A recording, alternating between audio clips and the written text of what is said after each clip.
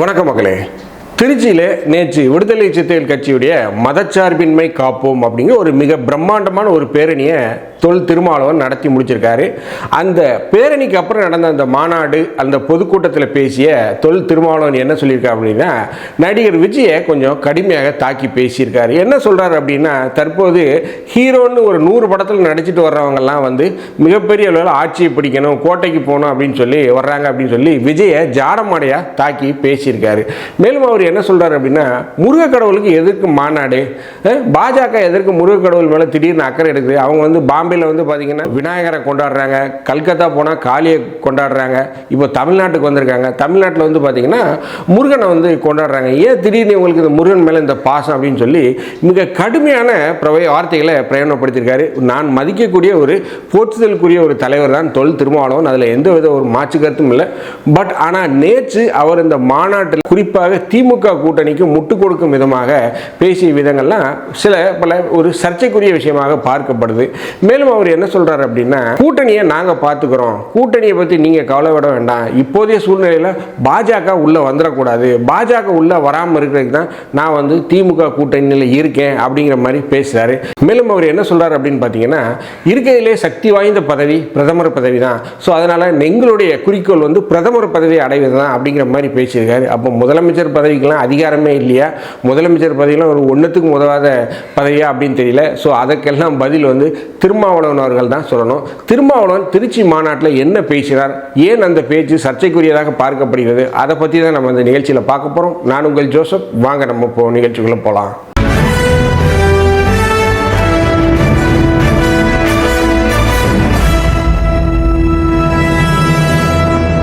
அடங்க மறுப்போவத்து மீறுவோம், அடங்க மறுப்போவத்து மீறுவோம், திமிரி எழுவோம், திருப்பி அடிப்போம். யார் முதலமைச்சர் என்று பேசிக் கொண்டிருக்கிறார்கள், நமக்கு அந்த கவலை இல்லை. விடுதலை சிறுத்தைகள் திமுகவிடம் சிக்கிக் கொண்டு தவிக்கிறது. அட அற்பர்களே, அரசியல் அறியாமையில் உழலும் அரைவேக்காடுகளே, தமிழ்நாட்டு அரசியலின் திசை வழியை தீர்மானிப்பவர்கள் விடுதலை சிறுத்தைகள். திருமாவளவனுக்கு அரசியல் பண்ண தெரியல, பேரம் பேச தெரியல, பிளாக்மெயில் பண்ண தெரியல, துணை முதலமைச்சர் வேண்டும் என்று கேட்க மறுக்கிறார். முதலமைச்சர் பதவியை பற்றியே நாங்கள் கவலைப்படல, துணை முதலமைச்சர் பதவி எங்கள் தந்தை புரட்சியாளர் அம்பேத்கர் பிரதமரை கைப்பற்றுங்கள் என்றுதான் வழிகாட்டி இருக்கிறார். அதுதான் அதிகாரம் உள்ள பதவி, அதுதான் அரசு, அதுதான் அதிகாரம் உள்ள பதவி. எந்த நேரத்தில் என்ன செய்ய வேண்டும் என்று எங்களுக்கு தெரியும், திருமாவளவனுக்கு தெரியும், விடுதலை சிறுத்தைகளுக்கு தெரியும். சும்மா யூடியூப்ல உட்கார்ந்து கண்டவெல்லாம் நமக்கு அட்வைஸ் பண்றான், அதை செய்யக்கூடாது, இதை செய்யக்கூடாது, இதுதான் நோக்கம், அதுதான் நோக்கம். 35 வருஷம் இந்த அரசியல நாங்களும் கொட்டை போட்டுக்கிட்டு தான் இருக்கிறோம், பழம் தின்று கொட்டை போடுகிறவர்கள். எங்களுக்கு யாருடைய அட்வைஸும் தேவையில்லை. இதை செய்ய, அதை செய்ய, ஏன் உனக்கு பேச தெரியல. அப்புறம் சில நாதாரிகள் புறப்பட்டு இருக்கிறாங்க. நாதாரிகள் என்னன்னு எனக்கு அர்த்தம் தெரியாது, ஆனா சொல்றேன். ஊதாரிகள்னா தெரியும். சில நாதாரிகள் புறப்பட்டு இருக்கிறாங்க. நாம இந்த பட்டியல் சமூகத்து மக்களை ஏமாத்துறோமா, இவனெல்லாம் என்ன சொல்றது? இதே திருச்சியில இந்த பேரணி நடத்துறதுக்கு முதல்ல அனுமதி இல்லைன்னு சொல்லிட்டாங்க. நாம ஆளுங்கட்சி கூட்டணியில தான் இருக்கிறோம். காவல்துறை சொன்னாங்க, எங்களுக்கு அனுமதி தர சொல்லி மேலிடத்துல இருந்து எந்த இன்ஸ்ட்ரக்ஷன் வரல, அனுமதி இல்லைன்னாங்க. தமிழ்நாடு முழுக்க இன்னைக்கு காவல்துறை உயர் நீதிமன்றத்தில் வந்த தீர்ப்பு, கொடிக்கம்பங்களை தான் வெளியேற்றணும், இடிக்கணும், அப்புறப்படுத்தணும். மற்ற கட்சி கொடிக்கம்பங்கள்லாம் அப்படியே இருக்கு. போலீஸுக்கும் ஹைவேஸுக்கும் இதுதான் ஒரு வாய்ப்புன்னு உடனே இறங்கிட்டான் களத்துல. சிறுத்தைகள் கொடியெல்லாம் இடிடான்றான். இவ்வளவு நெருக்கடிகளை தாங்கிக் கொண்டு இந்த களத்திலே நிற்கிற இயக்கம் விடுதலை சிறுத்தைகள் கட்சி. கொடியேற்ற முடியவில்லை, பொதுக்கூட்டம் நடத்த முடியவில்லை, பேரணி நடத்த முடியவில்லை, மாநாடு நடத்த முடியவில்லை.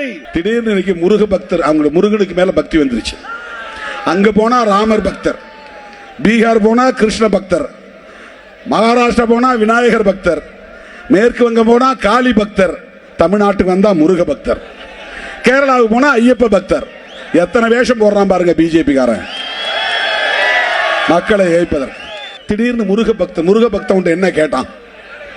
முருக பக்தன் என்ன, பழனிக்கு போனா அவனுக்கு அங்க பஞ்சாமிர்தம் கிடைக்கும், வாங்கி சாப்பிட்டு வர போறான்,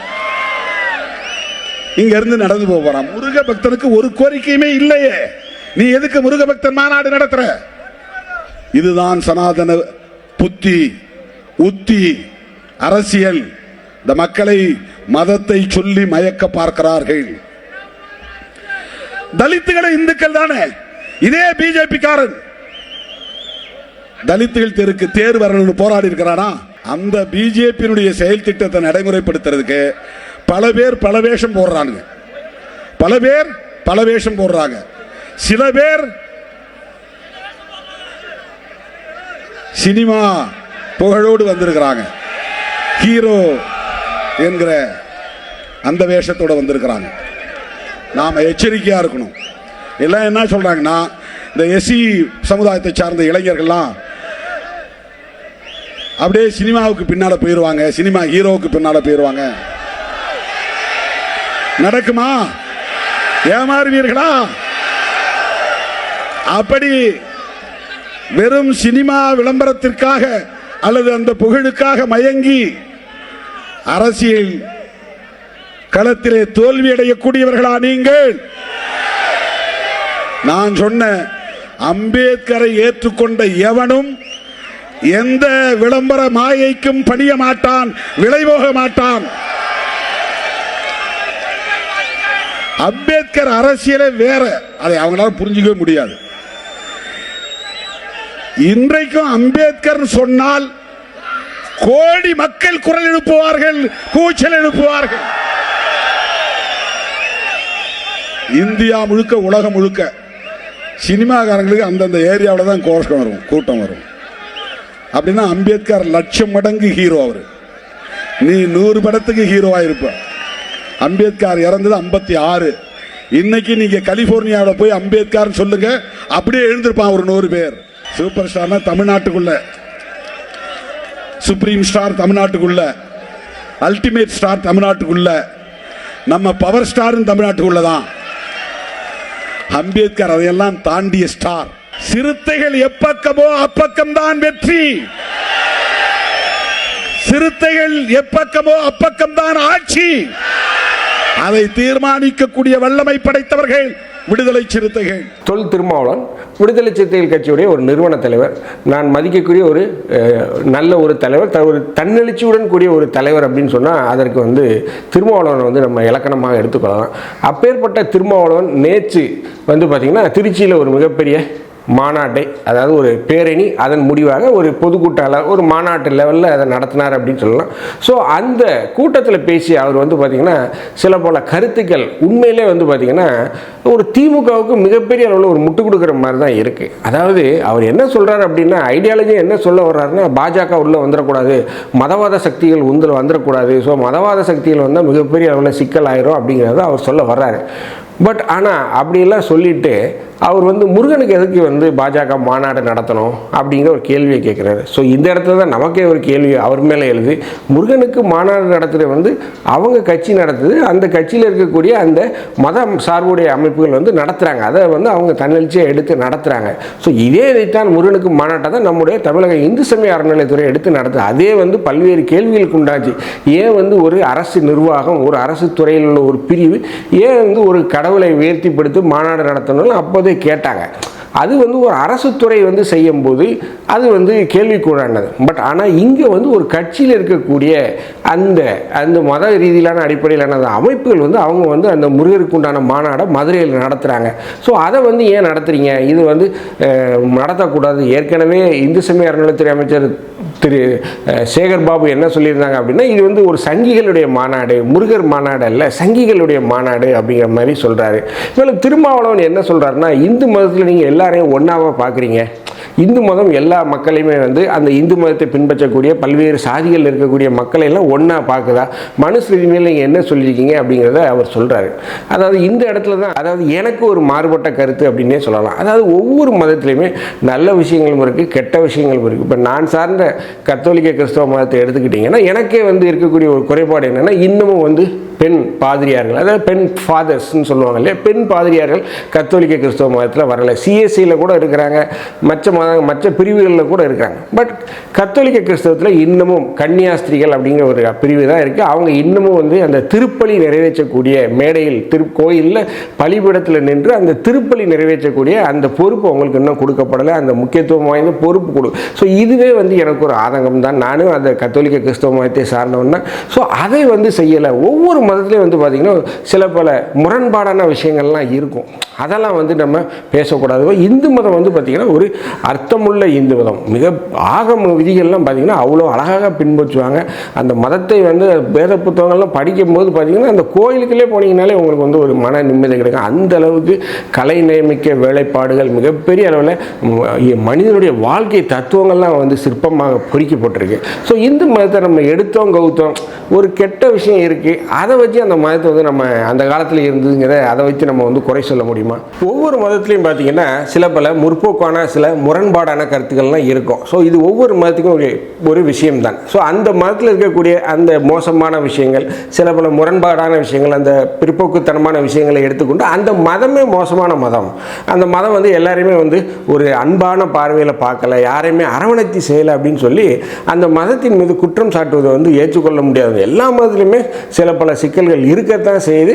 ஸோ அதை வந்து நம்ம வந்து ஆராய்ந்து அறிந்து அதற்கு விளக்கம் கொடுக்கறதுக்கு வந்து பார்த்திங்கன்னா நான் வந்து அந்த மதத்தில் வந்து எக்ஸ்பர்ட்டான ஆள் கிடையாது. நம்முடைய பொதுவான பார்வை என்னென்னா, நல்லதை நம்ம எடுத்துக்குவோம், கெட்ட விஷயங்களை தவிர்த்துடுவோம். ஸோ அந்த அடிப்படையில் பார்த்தோம்னா விடுதலை சிறுத்தைகளுடைய தலைவர் திருமாவளவன் வைக்கக்கூடிய குற்றச்சாட்டு, இந்து மதம் யாரையும் அரவணைத்து செல்லலை, அன்பு செலுத்தலை, அதாவது ஒரு பிரிவினைவாதத்தோட பார்க்கு அப்படிங்கிற அந்த கருத்தை நம்ம ஏற்றுக்கொள்ள நம்ம சேனல் சார்பாக அந்த கருத்துக்களை நம்ம வந்து மறுதளிக்கிறோம். ஸோ எல்லா மதமும் அன்பைத்தான் போதிக்கின்றன, ஒருத்தரை அன்பு செய்யணும், எல்லாரையும் அரவணைத்து செய்யணும் தான் விஷயத்தை சொல்லுது. ஸோ அதே கருத்தை தான் இந்து மதமும் போதிக்கிறது.